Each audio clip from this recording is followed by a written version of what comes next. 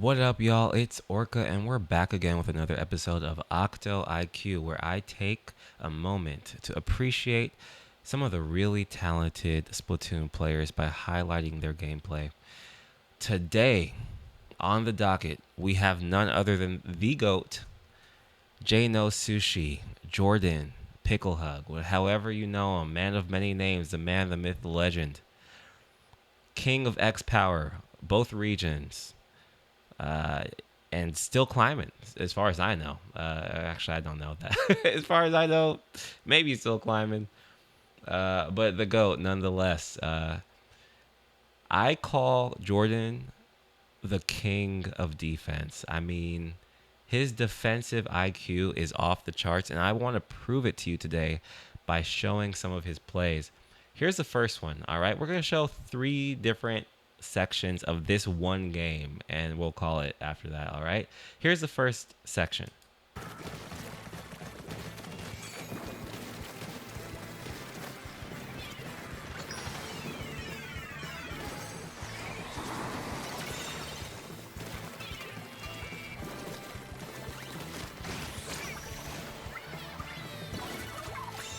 All right.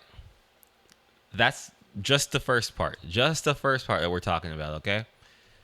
Um, let's break it down bit by bit, all right? So,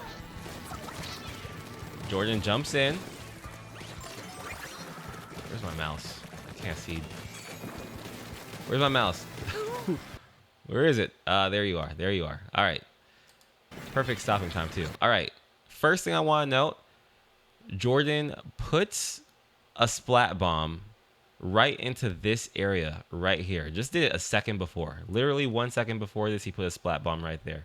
I'll play it one more time just so you can see, because I was starting and stopping and trying to find my mouse.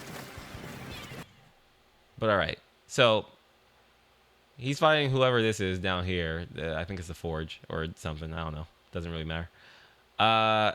Throws a splat bomb here. Why throwing a splat bomb here?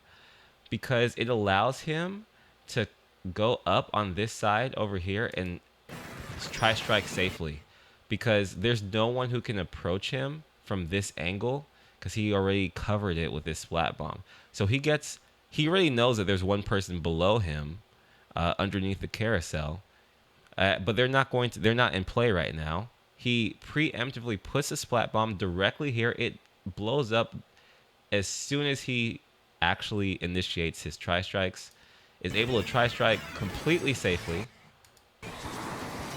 and then still sees the whatever weapon this is. I wasn't paying attention. One of the shooters. Still sees the shooter, and now the shooter is actually approaching him. What does he do? How does he take this fight? First thing he does, just lobs a splat bomb over this corner.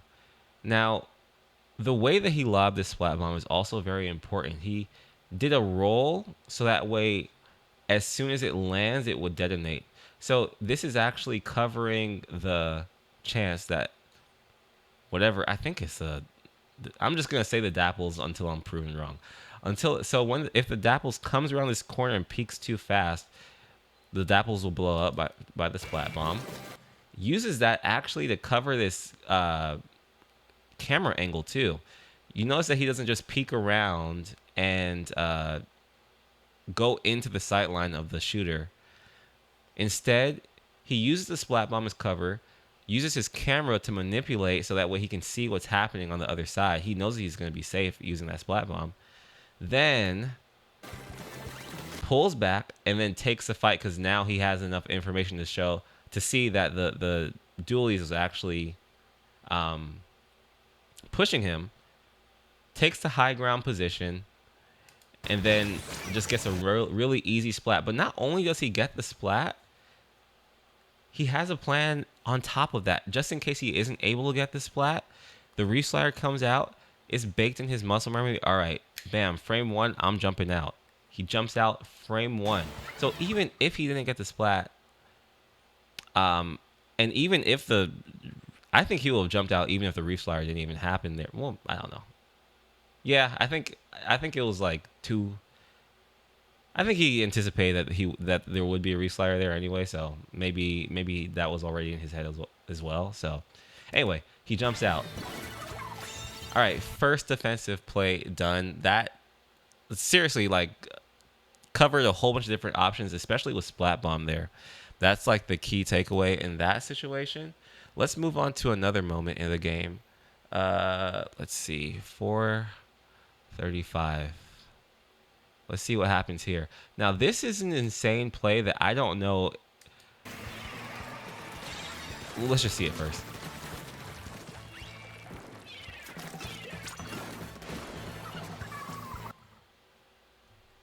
Guys, I don't know if Jordan did this on purpose.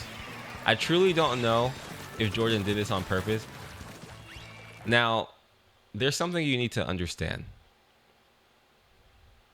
Okay, well, first let me say what the more reasonable if I'm being a reasonable man here, and let's just say that he didn't plan for this. It's possible. It's possible. He probably just used the Splat Bomb to cover any sort of quick approach, you know, as he was buffering the jump out, right? But I don't know if you guys know how torpedoes interact with bombs. I found this out sometime last year, that if you hit a torpedo with a bomb, both of them kind of just get canceled out. I mean, they kind of get canceled out. Like the torpedo definitely gets canceled out. I think the bomb, I don't know what happens with the bomb. Maybe we can see it here. But the reasonable take is that he used this bomb to just cover a fast approach as he buffered out super jump. The Super Brain 5 head take is that he knew that that Splat Bomb would cancel out the torpedo, and he used the Splat Bomb to cover him as he super jumped, like use it as like a little mini shield, so that way he didn't take any damage as he jumped out. If that is the case, this man is operating on a different dimensional plane than us mere mortals here. I don't know, man. I don't know. Maybe Jordan, if you're watching this video, please tell me, because that's sick if you did that. So here's the last play I want to show you. And again, this is just all in the name of defense. In fact, we can just keep watching it. I'll just skip forward by a couple seconds here. This is good enough. This is good enough.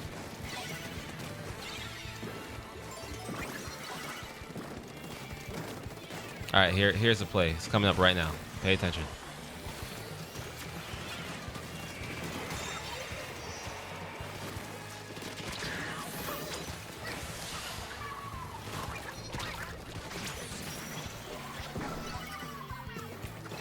When I tell you defense, defense, defense, that is so much defense, so little time. That was like 12 seconds, and it was just so many defensive plays happening back to back. Here's the first one for you, just so we can break that down. He falls down into the carousel. He knows that most likely someone saw him. This is a very common flank on this stage. Someone saw him drop down into this flank. What does he do? Me, a new player, I just go straight for the flank. I'm just going to go straight for the flank. What is a pro? What does Pickle Hug do? What does a top X Power, the GOAT, do? He baits. Baiting is not in my vocabulary. It's not in my gameplay. It's not in my toolbox. He's like, oh, I know that you probably saw me there. I know you're going to try punishing me. You see this shadow here? This shows you that someone's dropping down to try to punish this exact play, because we've all seen it before. We've all seen people go around, try to flank us, and we get tired of it, okay? Us normal people, we get tired of it. We just drop down and try to catch him. We're like, oh, but no. He was like, I got you. Throws the Splat Bomb directly down into the area that the whatever dropped from. I don't know. And punishes it. The Hydra dropped down. So the Hydra was trying to punish him. Couldn't do it. Next play. And mind you, still coolered up.